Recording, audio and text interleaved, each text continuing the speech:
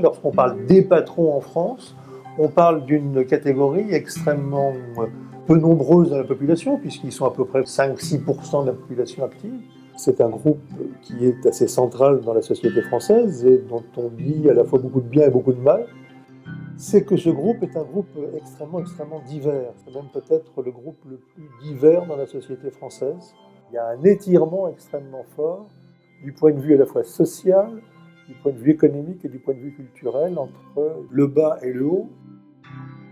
La qualité principale donc d'un patron, c'est la lucidité. On se mène soi-même, mais où on emmène les autres, qui n'est pas simplement la responsabilité de votre personne, mais la responsabilité de toutes les personnes que vous entraînez. Ce sont des gens qui rêvent d'indépendance, qui sont patrons d'abord parce qu'ils ne veulent pas être salariés, y compris en travaillant énormément. Un certain nombre donc, de jugements sur le fait que la France est paresseuse, que les Français ne travaillent pas assez, que les 35 heures n'ont pas arrangé les choses. Donc le 1er mai au départ, c'est la fête du travail, mais c'est la revendication des 8 heures de travail par jour. Ça veut dire donc 8 heures de travail, 8 heures de sommeil, 8 heures de loisirs. Que quelqu'un travaille 70 heures par semaine ou 80 heures par semaine, si ça lui chante, bon, il peut très bien le faire, mais simplement, il y a des lois sociales qui existent.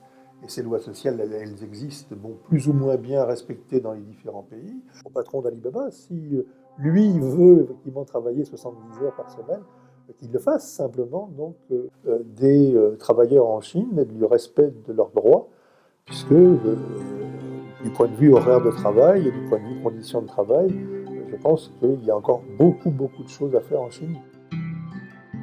Il y a quasiment 4 millions d'entreprises en France.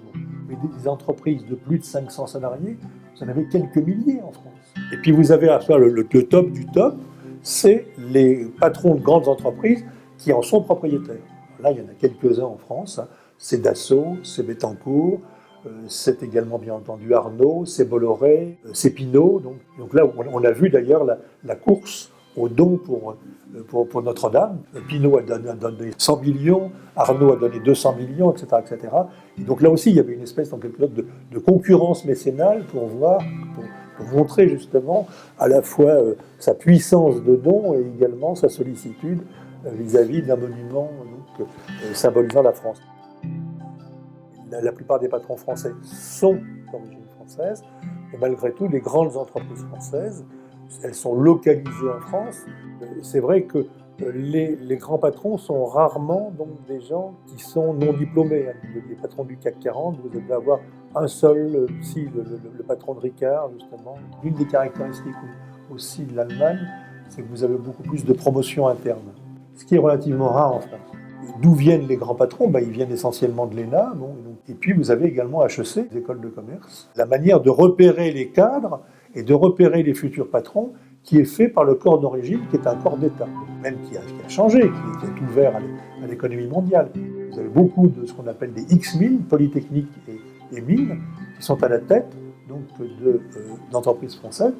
Ce sont des gens qui ont été sélectionnés par l'État. C'est quelque chose qui joue encore. C'est vrai que pour arriver au sommet des hiérarchies patronales, il faut à la fois avoir de l'argent et également avoir des diplômes aussi.